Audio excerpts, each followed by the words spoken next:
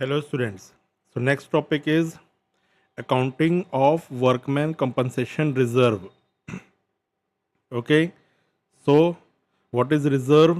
Reserve means amount set aside from profit to meet any liability.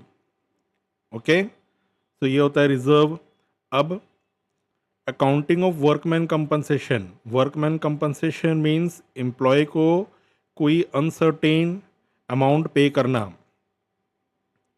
Companies को या partnership firm को अपने business में कोई ऐसी अनसर्टेनिटी आ जाती है जिसमें एम्प्लॉयज़ को एक बड़ा अमाउंट पे करना होता है. लाइक एक्सीडेंट्स हो गया.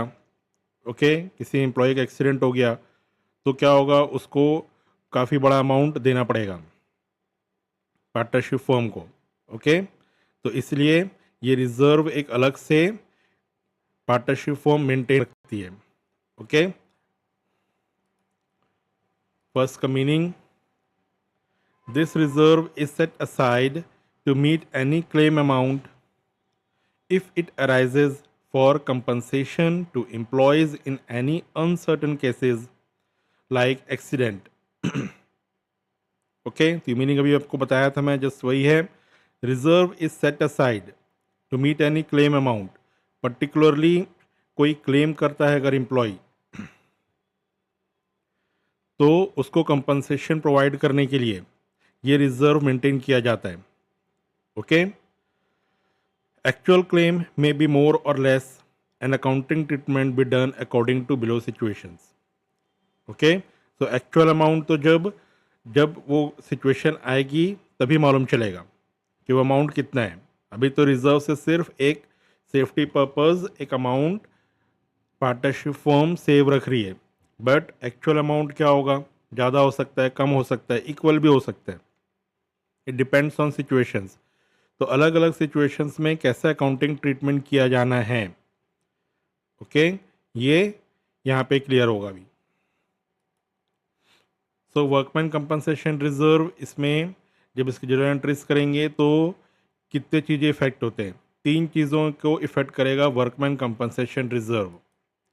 First is partners capital account और करेंट अकाउंट, जैसा भी है फिक्स्ड मेथड या फिर फ्लक्चुएटिंग मेथड से बना रहे हो. ओके, तो फर्स्ट तो पार्टनर्स कैपिटल अकाउंट में ही इफेक्ट होता है. ठीक है. Second, workman compensation claim account. ये एक्चुअल अमाउंट है जो पार्टनरशिप फर्म पे करती है, तो इस चीज़ को ध्यान रखना. वर्कमैन कंपनसेशन ये एक्चुअल अमाउंट है.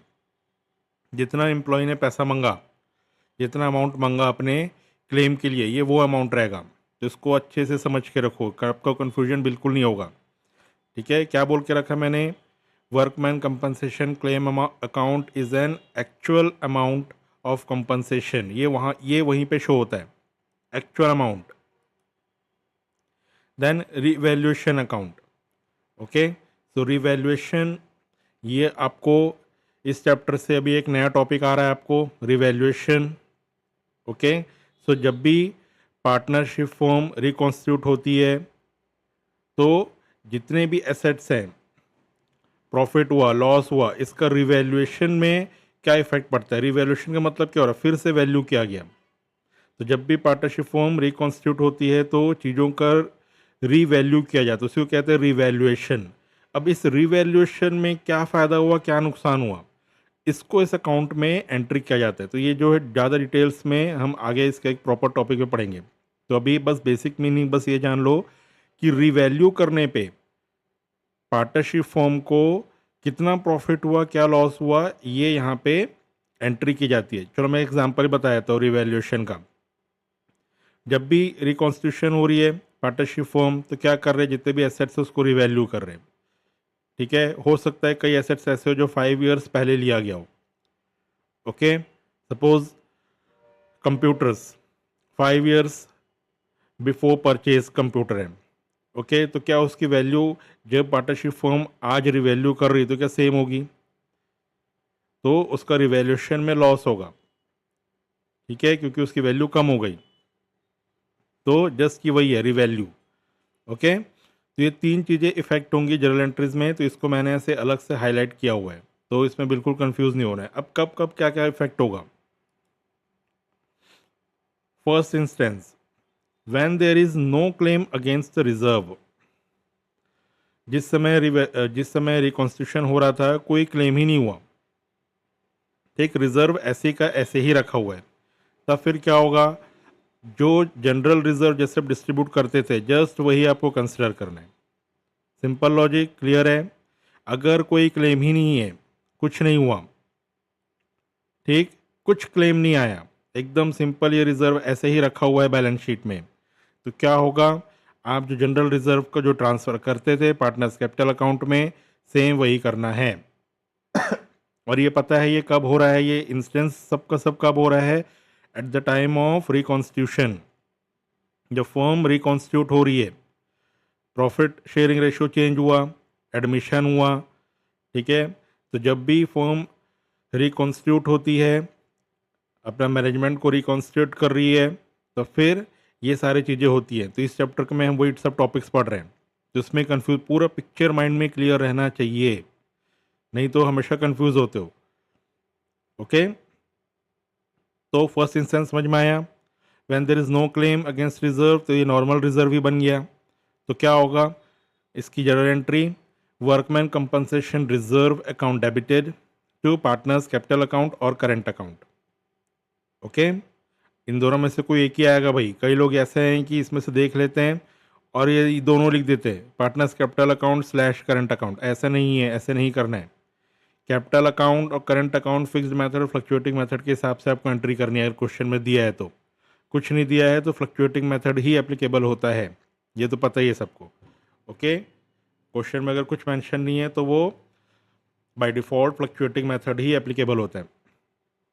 ओके, तो वर्कमैन कंपनसेशन रिजर्व को पार्टनर्स कैपिटल अकाउंट में ट्रांसफ़र कर दिए, भैया कोई क्लेम ही नहीं आया। अब second, when there is a claim against reserve. अब भाई क्लेम आ गया, ठीक है, किसी एम्प्लॉय ने क्लेम किया, लेकिन ये जो क्लेम है, claim amount is equal to the reserve amount. जितना क्लेम किए वो एकदम रिजर्व के बराबर था, ठीक है। रिजर्व में हमने 50,000 रखा था और कोई क्लेम करने आया एम्प्लॉय, उसने 50,000 ही क्लेम किया, ठीक, यानी कि दोनों अमाउंट एकदम सेम हुआ। ओके, तो इसकी एंट्री क्या होगी, मैंने आपको क्या दिखाया था यहाँ पे, इसको ध्यान से देखो। यहाँ पे वर्कमैन कंपनसेशन क्लेम अकाउंट में क्या बोला था कि ये एक्चुअल क्लेम अमाउंट है, यानी कि क्या होगा, पूरा का पूरा जो रिजर्व है ये वर्कमैन कंपनसेशन क्लेम अकाउंट में ट्रांसफ़र हो जाएगा, क्योंकि दोनों एकदम सेम है। ओके, वर्कमैन कंपनसेशन ये एक्चुअल अमाउंट है कंपनसेशन का, तो क्या होगा, पूरा का पूरा रिजर्व यूटिलाइज हो गया। देखो ये इस पिक्चर को अच्छे से समझो, यहीं पे स्टूडेंट्स बहुत कंफ्यूज होते हैं। मैंने कुछ पैसे वॉलेट में बचा के रखे हैं एक स्पेसिफिक पर्पस के लिए, मुझे जाके लेना है सपोज लैपटॉप। ओके, अब मैंने पैसे बचा के रखते गए, 50,000 रुपीज़ मैंने पर्स बचाते गए। अब जब मैं लेने गया लैपटॉप, तो वो लैपटॉप पूरा का पूरा 50,000 का ही आया एग्जैक्ट, तो क्या होगा, पूरा का पूरा मेरा 50,000 उस लैपटॉप पे ही चला गया। क्लियर, कुछ बचा ही नहीं। तो ये वही है, एक्चुअल अमाउंट जितना कंपनसेशन में एम्प्लॉय ने क्लेम किया, ये पूरा का पूरा रिजर्व उसमें यूटिलाइज हो गया। ओके, ये पिक्चर यहाँ पे क्लियर है, तो भी आपको बाकी पिक्चर आसानी समझ में आएगी। अब इसलिए मैंने एक डिटेल थोड़ा एक सिंपल एग्जांपल समझाया आपको। Okay, now third, when claim amount is less than reserve. Okay, when claim amount is less than reserve, employee ने क्लेम किया 30,000, रिजर्व में कितना बचाया था हमने 50,000, तो ये इंस्टेंस हो रहा है। Okay, so balance amount of reserve is transfer to capital account after claim. तो क्लेम करने के बाद जो अमाउंट बचेगा वो कैपिटल अकाउंट में चला जाएगा, ठीक है। यानी कि क्या हो रहा है, फिर से मेरा एग्जांपल लो, वॉलेट, वॉलेट मतलब मैंने क्या बताया था, पार्टनर्स कैपिटल अकाउंट। तो यहाँ पे जो मेरा वॉलेट था, ये वॉलेट में मैंने 50,000 बचा के रखा था फॉर बाइंग लैपटॉप। अब जब मैं लैपटॉप लेने के लिए गया तो लैपटॉप 30,000 का निकला, ठीक है। वही हो रहा है when claim amount is less than reserve. जितना पैसा बचाया तो उससे कम का क्लेम आया, तो क्या हो रहा है, मेरा जो क्लेम है वो कम निकला, यानी 30,000 पे ही हो जा रहा है। तो बचाओ 20,000 क्या वो उड़ जाएगा, बचाओ 20,000 मेरे वॉलेट में ही रहेगा, यानी कि पार्टनर्स कैपिटल अकाउंट में। ओके, सो ये जो है पार्टनर्स कैपिटल अकाउंट में ट्रांसफर हो जाएगा बैलेंस अमाउंट, यानी कि टोटल रिजर्व था 50,000, 30,000 का वर्कमैन कंपनसेशन क्लेम हुआ, और बाकी जो अमाउंट है वो पार्टनर्स कैपिटल अकाउंट में ट्रांसफर किया जाएगा 20,000। ओके, समझ में आया कैसे हो रहा है, क्लियर है पिक्चर। ये कब का है, जब amount is less than reserve है, ठीक है। नाउ लास्ट, इस पर थोड़ा ध्यान देना है आपको। When claim amount is more than reserve, अब भाई जितना पैसा बचाए थे उससे ज़्यादा क्लेम हो गया, अब कैसे करेंगे, ठीक है। When claim amount is more than reserve, reserve में हमने 50,000 बचाया था और क्लेम आ गया 60,000 का, अब क्या होगा, कहाँ से पैसे लाएंगे, भाई देना तो पड़ेगा ही, ये तो नहीं बोल सकते कि हमने 50,000 बचाया था आपको बाकी पैसा नहीं दिया जाएगा, एम्प्लॉय को देना तो पड़ेगा ही पैसा। ओके, सो ये इसकी ट्रीटमेंट कैसे होगी, so when claim amount is more than reserve, excess amount of claim is a loss and it is considered as revaluation loss and transferred to partners capital account because they have to share it। समझ में आ रहा है, ये जो excess amount है इसको revaluation loss consider किया जाएगा। ओके, इसको रिवैल्यूएशन लॉस कंसिडर किया जाएगा, किसको, 10,000 को। 50,000 का रिजर्व है, 60,000 का क्लेम आया, ये जो 10,000 ऊपर से देना पड़ रहा है ये पार्टनर्स को क्या करना पड़ेगा, ये अपनी जेब से डालने पड़ेंगे, और ठीक है ये अपनी जेब से 10,000 डालना पड़ेगा, तो इस 10,000 की एंट्री कैसे होगी, as a revaluation loss. Okay, revalue किया गया और लॉस हुआ। ओके, तो ये चीज़ें क्लियर है। अब क्या हो रहा है, इसके जर्नल एंट्री देखो, 4A एंड 4B दो जर्नल एंट्रीज होंगी फोर्थ पार्ट पे। ओके, फर्स्ट तो क्या होगा, वर्कमैन कंपनसेशन रिजर्व अकाउंट, ठीक, to workman compensation claim account. अब वर्कमैन कंपनसेशन रिजर्व अकाउंट में 50,000 है, लेकिन क्लेम कितना आया, मैंने इसलिए आपको क्लेम क्या बताया, क्लेम में हमेशा एक्चुअल अमाउंट जाएगा। ये जो वर्कमैन कंपनसेशन क्लेम अकाउंट है इसमें कितना जाएगा, 60,000, यानी कि यहाँ पे वर्कमैन कंपनसेशन क्लेम में 60,000 गया, वर्कमैन कंपनसेशन रिजर्व में 50,000 है। ओके, यानी कि डेबिट क्रेडिट मैच नहीं हो रहा है, तो जो बैलेंस अमाउंट है डेबिट में क्या हो रहा है, रिवैल्यूएशन अकाउंट डेबिट, इसको ध्यान रखना है, रिवैल्यूएशन अकाउंट डेबिट हो रहा है because of loss on revaluation. Okay, loss on revaluation किए तो 10,000 का नुकसान हुआ, तो डेबिट में 50,000 और 10,000 आया और क्रेडिट में 60,000। तो ये जर्नल एंट्री क्लियर हुआ, एकदम अच्छे समझ में आया, ये जर्नल एंट्री क्लियर हो गया। इसलिए यहाँ पे आपको इसलिए मैंने ये अलग से बनाया हुआ है, वर्कमैन कंपनसेशन क्लेम अकाउंट में एक्चुअल अमाउंट है, this is actual claim amount, revaluation is a loss amount, revaluation account is a profit and loss, ये शो करेगा। ओके, और पार्टनर्स कैपिटल में जो अमाउंट डायरेक्टली ट्रांसफ़र किया जाएगा, ठीक है, तो समझ में आ गया ये। तो वर्कमैन कंपनसेशन रिजर्व में 50,000 है, रिवैल्यूएशन अकाउंट में लॉस आया इससे 10,000 हुआ, और टू वर्कमैन कंपनसेशन क्लेम 60,000 का आ गया। ठीक है, तो क्लियर हो गया ये तो 4A हो गया। नाउ 4B, ये जो रिवैल्यूएशन है इसको पार्टनर्स कैपिटल अकाउंट में ट्रांसफ़र किया जाएगा। Okay, this revaluation should be transfer to partners capital account to close this account. ठीक है, रिवैल्यूएशन को क्लोज किया जाएगा क्योंकि रिकॉन्स्टिट्यूशन के समय ये सारा चीज़ें क्लोज हो जानी चाहिए। तो क्या होगा, इसको ट्रांसफ़र करने के लिए पार्टनर्स, भाई लॉस है तो कैपिटल अकाउंट तो बढ़ नहीं सकता है। ठीक है, यहीं पे कई स्टूडेंट्स कंफ्यूज होते हैं कि भाई कब डेबिट हो जाता है कब क्रेडिट होता है, हमको तो समझ में ही नहीं आता। तो सिंपल समझ लो, पार्टनर्स कैपिटल अकाउंट क्या बढ़ेगा क्या, भाई तो लॉस हो रहा है तो बढ़ तो सकता ही नहीं है, तो क्या होगा, पार्टनर्स कैपिटल अकाउंट डेबिट होगा। ओके, टू रिवैल्यूएशन अकाउंट, और चूंकि ये कैंसिल करना है, जो भी एंट्रीज कैंसिल होती है तो एक तरफ जो डेबिट होती है वो क्रेडिट होगी, तो रिवैल्यूएशन यहाँ पे डेबिट थी, उसको कैंसिल करना है तो यहाँ पे क्रेडिट होगा। तो जब भी आप वेरीफाई करते हो, किसी अकाउंट को क्लोज करते हो, तो इस सब बारीकियों को समझना है। ये सब बारीकी से अगर आपको समझना है, डिटेल क्लासेस आप मेरी ज्वाइन कीजिए, जिसमें अकाउंट्स के सारे बेसिक्स आपको सिखाया जाएगा। कि कई स्टूडेंट्स ऐसे हैं जिनके बेसिक्स क्लियर ही नहीं है 11th के, अब वो आगे पढ़ते जा रहे हैं, उनको फिर ये लॉजिक क्लियर ही नहीं होता है कि क्या डेबिट हो रहा है, क्या क्रेडिट हो रहा है, कैसे लेजर में इफेक्ट होता है। ओके, तो क्लियर हो गया ये कैसे हुआ जर्नल एंट्री यहाँ पे 4A एंड 4B, इसमें ध्यान देना है आपको। ठीक है, क्लियर हो गया ये।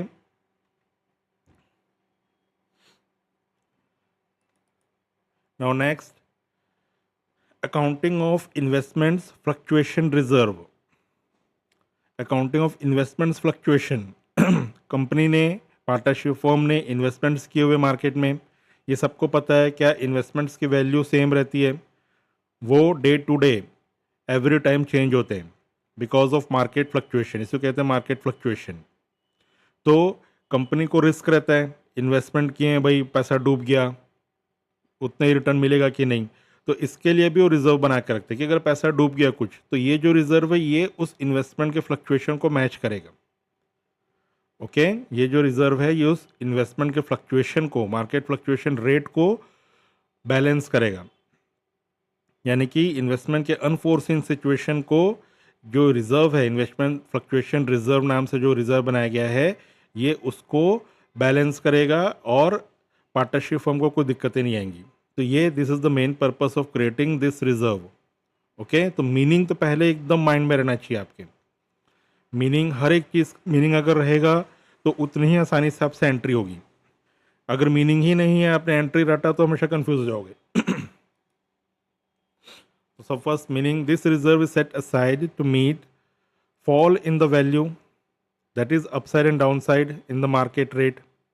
Okay, ये रिजर्व जो भी अपसाइड एंड डाउनसाइड आता है इन्वेस्टमेंट्स के उसको बैलेंस करने के लिए, उसको मीट करने के लिए ये रिजर्व क्रिएट किया गया है। Because market rate fluctuates in investments. Okay, हर एक इन्वेस्टमेंट्स का मार्केट रेट फ्लक्चुएट करता है। So accounting treatment to be done to below situations. Okay, accounting treatment to be done to below situations. इसमें भी अलग अलग सिचुएशंस हैं। तो लॉजिक वही है जो भी आपने समझा, इसका एम्प्लॉय कंपनसेशन वही लॉजिक ही है। ओके, बस यहाँ पे कंपनसेशन की जगह क्या आ गया, फ्लक्चुएशन। बस वही लॉजिक लगाना है आपको, कंपनसेशन की जगह फ्लक्चुएशन आ गया। ठीक, अब समझते हैं इसको। इन्वेस्टमेंट फ्लक्चुएशन रिजर्व क्या क्या को अफेक्ट करेगा, फिर से वही partners capital account, investment account और रिवैल्यूएशन अकाउंट। तो इसमें फर्स्ट और थर्ड तो पता है आपको, पार्टनर्स कैपिटल अकाउंट और रिवैल्यूएशन, वही जो मैंने आपको थोड़ी देर पहले बताया। अब इन्वेस्टमेंट अकाउंट, ये वो अकाउंट है जो एक्चुअल इन्वेस्टमेंट अमाउंट को शो कर रहा है। ठीक, ये एक्चुअल इन्वेस्टमेंट अमाउंट को जो शो कर रहा है, ये यहाँ पे उसका अमाउंट आएगा। क्लियर है? Now first instance, when market value and book value of investment is equal, जब मार्केट वैल्यू और बुक वैल्यू इन्वेस्टमेंट एकदम ही इक्वल चल रहा है, यानी कि कोई टेंशन ही नहीं है, कोई फ्लक्चुएशन का कोई डर ही नहीं है, तो ये फर्स्ट केस है जो आप उसमें किए थे वर्कमैन कंपनसेशन पे। ओके, तो वर्कमैन कंपनसेशन का फर्स्ट केस है when there is no claim, तो क्या करेंगे, it is considered as normal reserve. तो amount of reserve is transfer to partners capital account. भाई मार्केट वैल्यू और बुक वैल्यू सेम है, यानी कि कोई फ्लक्चुएशन ही नहीं है, इसको क्या कहेंगे, there is no fluctuation. No fluctuation, तो क्या होगा, सीधा का पूरा रिजर्व नॉर्मल रिजर्व हो गया, उसको पार्टनर्स कैपिटल अकाउंट में ट्रांसफर कर दिया एज इट इज। ठीक है, क्लियर है ये। Second, when market value is lower than book value, अब जब फ्लक्चुएशन हुआ है वो क्या हुआ, बुक वैल्यू से कम है। ठीक है, बुक वैल्यू से कम हुआ फ्लक्चुएशन, तो क्या हुआ, वो रिजर्व से पैसा यूज हो जाएगा। भाई रिजर्व इसीलिए बनाया गया है। ओके, तो रिजर्व से पैसा यूज हुआ और बचा हुआ जो पैसा है वो पार्टनर्स कैपिटल अकाउंट में जाएगा। ये वही सेकेंड इंस्टेंस है जो कंपनसेशन में हुआ था, ओके, कि वॉलेट में 50,000 है और जो कंपनसेशन आया वो 30,000 है, तो यहाँ पे मार्केट वैल्यू 30,000 हुई है, okay, market value is lower than book value, okay. तो क्या होगा, ये फ्लक्चुएशन जो हो रहा है वो इन्वेस्टमेंट्स में करने के बाद में बाकी जो पैसा है वो कैपिटल अकाउंट में ट्रांसफ़र करना है, okay. So investment fluctuation reserve account debit to investments to partners capital account. तो इन्वेस्टमेंट्स में क्या आएगा, एक्चुअल अमाउंट, इन्वेस्टमेंट्स में क्या आएगा, एक्चुअल अमाउंट, ठीक है, और बाकी जो पैसा बचा वो सीधा पार्टनर्स कैपिटल अकाउंट में जाएगा। आपको बस वही याद रखना है, 50,000, 30,000, 20,000, ठीक है, वो जो एग्जाम्पल मैंने दिया था अभी। Third, when fall in value is equal to reserve. अब जो फॉल इन वैल्यू हुई, मार्केट वैल्यू से जो रेट कम हुआ, ये एकदम इक्वल टू रिजर्व है, तो ये वही हो गया when compensation is equal to reserve, ये वही इंस्टेंस है। तो क्या होगा, एक्चुअल इन्वेस्टमेंट अकाउंट को इफेक्ट कर रहा है ये, ओके। तो पूरा का पूरा पैसा क्या हुआ, इन्वेस्टमेंट में चला गया, पार्टनर्स कैपिटल अकाउंट में ट्रांसफर ही नहीं हो पाएगा। तो ये वही वाला इंस्टेंस हो गया, वॉलेट में 50,000 था और लैपटॉप 50,000 का ही आया, तो पूरा पैसा लैपटॉप वाले ने ही रख लिया, okay. So actual amount is investment account, so amount of reserve is transfer to investment account. तो पूरा का जो पूरा रिजर्व है वो इन्वेस्टमेंट अकाउंट ही यूटिलाइज हो गया, इन्वेस्टमेंट अकाउंट में ही यूटिलाइज हो गया पूरा का पूरा अमाउंट, ओके। समझ में आ गया ये। Now fourth, fall in value of investment is more than reserve. अब जो इन्वेस्टमेंट के वैल्यू में फॉल आया, ओके, व्हेन इन्वेस्टमेंट वैल्यू में फॉल आया तो क्या होगा, और रिजर्व से ज़्यादा है वो, तो ये पैसा कैसे मेट करेंगे, ये जो एक्स्ट्रा अमाउंट है वो कैसे मेट करेंगे। तो सेम वही और लॉजिक है, ओके। तो इसमें क्या करना है, access amount of reduction in value is a loss. वो जो एक्स्ट्रा अमाउंट जो यूज़ करना पड़ेगा वो पार्टनर्स ही देंगे as a revaluation loss. So excess amount of reduction in value is a loss and it is considered as revaluation loss and transfer to partners capital account because they have to share it, okay.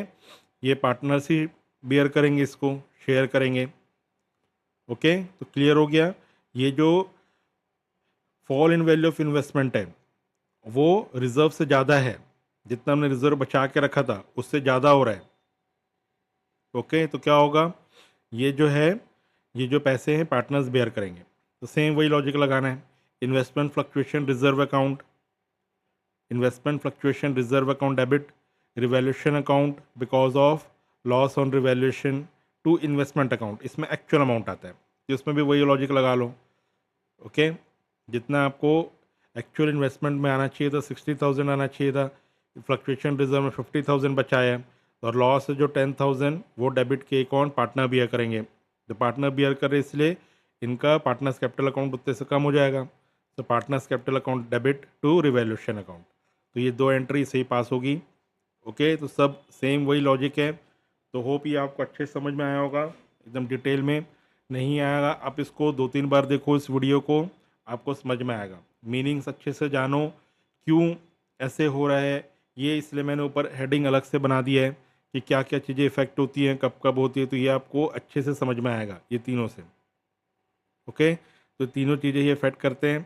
तो question में आपको कोई भी 1-2 instance भी दे सकता है, चारों instance भी रहते हैं, ओके। तो कोई एक इंस्टेंस दिया है तो उसी इंस्टेंस की आप एंट्री करोगे। तो क्लियर है ये, तो इसको आपको अच्छे से समझना है इसको।